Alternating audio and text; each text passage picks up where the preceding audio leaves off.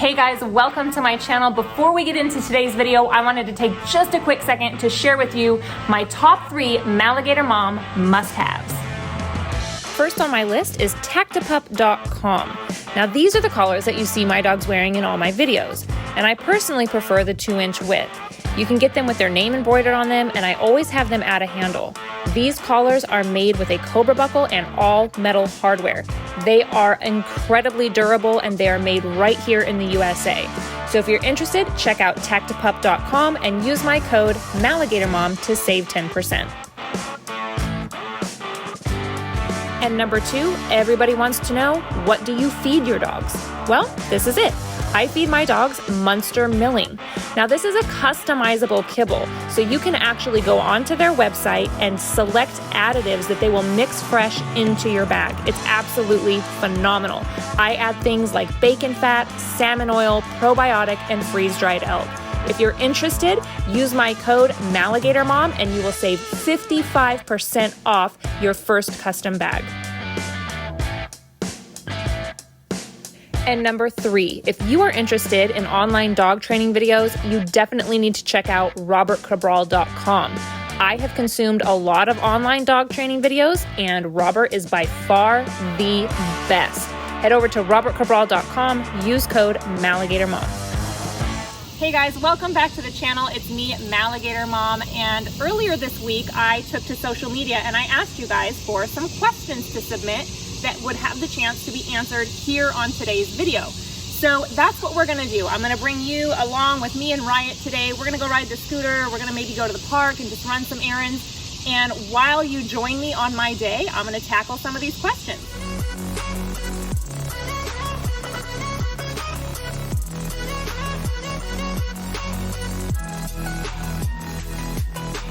So let's go ahead and tackle our first question, which is, how do you teach your dogs an off switch? And that's actually a little easier than you might think, especially if you're working with a puppy. The best way to teach your dog an off switch is to leverage the time that you're putting them in the crate. Crate time is incredibly important, especially for dogs that are high energy, who have a hard time understanding when it's appropriate to turn their brains off, to just relax and turn that down, turn that energy level down. So basically, if you have a dog that you have met all of their needs and fulfilled all of their drive, which means that your dog has been exercised, played with, they're not thirsty, they've had a chance to eat and drink, all of that, their basic needs are met, and they're inside the house still bouncing off the walls, then it's time to put them in a crate. They have all their needs met. That means that they're just at a point where they're not understanding what you want from them. So your training session is over, there's nothing for them to really do, then it's time to go take a nap. But just like a cranky baby who has all their needs met and they're just fussy and crying, sometimes it's because they just need to be put down for a nap, and it's the same exact thing with a dog.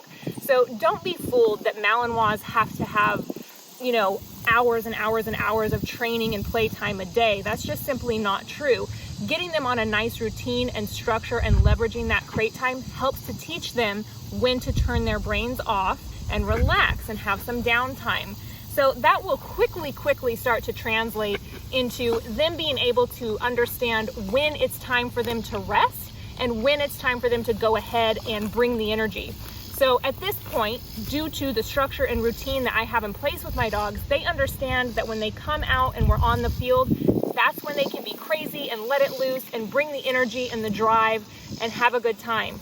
But when we come into the house, because of the structure, the routine, the limitations and rules and boundaries that are in place inside, they know after months and months of repetition and follow through that that is not the place where that behavior is acceptable. And let's just answer this other one real quick while we're here. Do I think that Dutch Shepherds are better than Belgian Malinois? Yeah, no.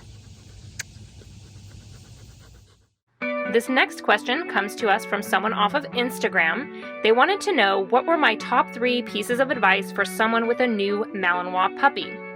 So I guess I would say that number 1, you should start training and setting goals for your puppy right away. Don't wait until they're 5 or 6 months old to start working with your puppy, because the most important part of their development actually happens between 0 and 16 weeks of age. Number 2, I would say make your puppy work for their food. They should be earning their meals during training sessions. And number 3 would be crate train. I cannot stress enough how important it is to crate train your Malinois puppy.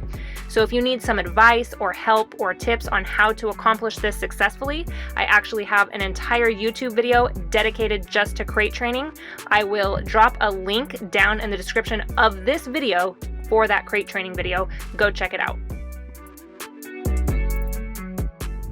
Moving right along, someone asked me, how did you integrate your dogs with cats? And some of you might not like the answer to this question because the truth is that some dogs, Malinois or not, can really never be around cats without management. So it really depends on the prey drive of your dog. Riot, for example, doesn't have very high prey drive, so he was never a problem around the cat. However, Storm, when she came into our lives, she's a very highly prey-driven dog, and she absolutely will go after the cat. And so that really has just come down to management for us. So it depends on the dog, it depends on the drive, but ultimately, the sooner that you can introduce your dog to cats as a puppy, then the better chance you have of getting on top of that management. Another question I was asked was from someone who lives in an apartment building, and they wanted to know if I felt like living in an apartment would prevent you from having a Malinois. And aside from making sure that Shepherds are not on the short list of restricted breeds where you live, I really don't see why you couldn't. It's going to be some extra inconvenience as far as me living in a home. I have the ability to walk out into my yard and my private property and work with my dogs. Whereas living in an apartment complex is going to require you to probably load up your dog and take them somewhere else for their training sessions and all of that. So it might be a little more inconvenient and a little more of a commitment is going to be required, but I don't think that it would prevent you from having a Malinois successfully.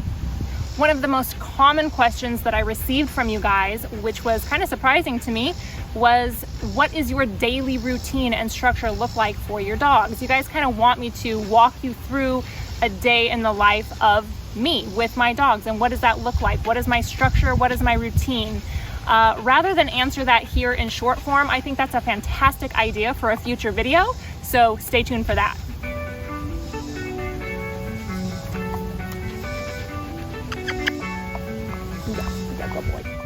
Another excellent question from Instagram was, how do I find the right breeder to get me the right Malinois? And this actually starts with finding the right trainer.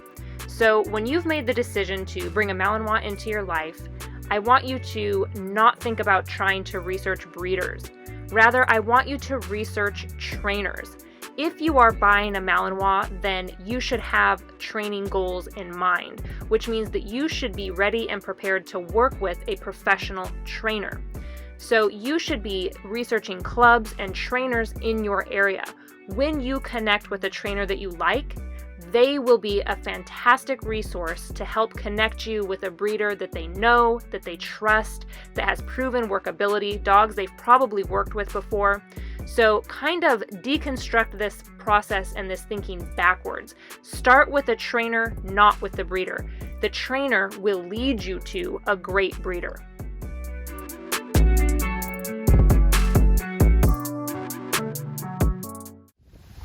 A couple of you wanted to know why I chose to get a Belgian Malinois, and that's a great question.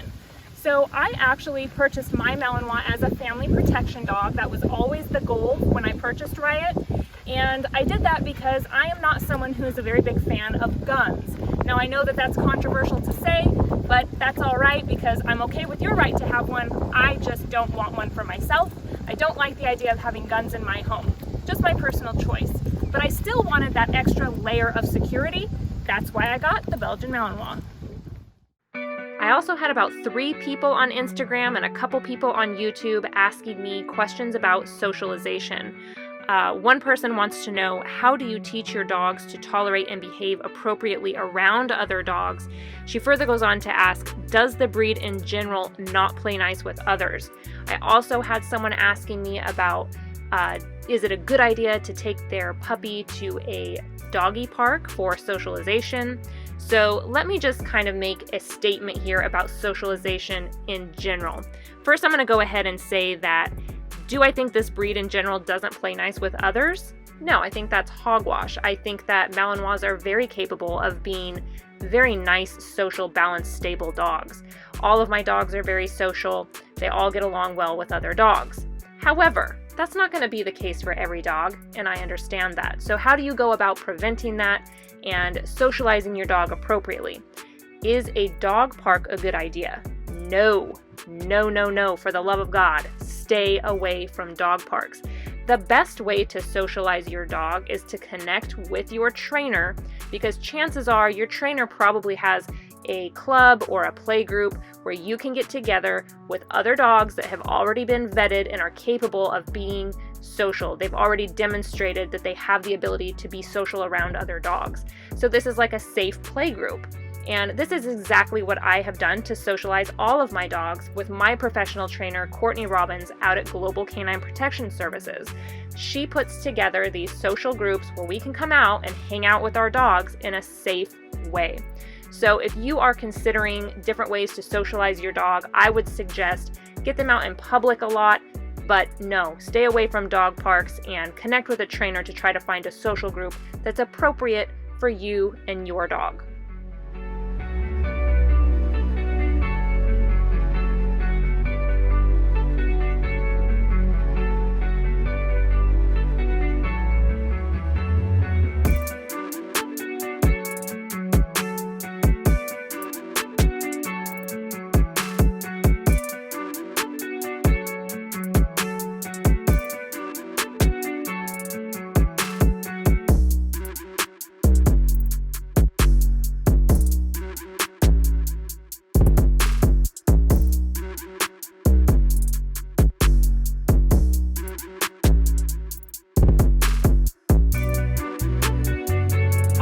That's going to do it for today. Thank you so much for coming along with me and hanging out with us today while I answered your questions. As always, make sure that you subscribe to the channel if you're not already. Ring the bell for notifications. I usually upload a video every Saturday at 9 a.m. Central. And drop any suggestions that you might have for future videos that you would like me to cover in the future. Other than that, I will see you guys same time next week. And let's just answer this other one real quick while we're here. Do I think that Dutch Shepherds are better than Belgian Malinois? Yeah, no.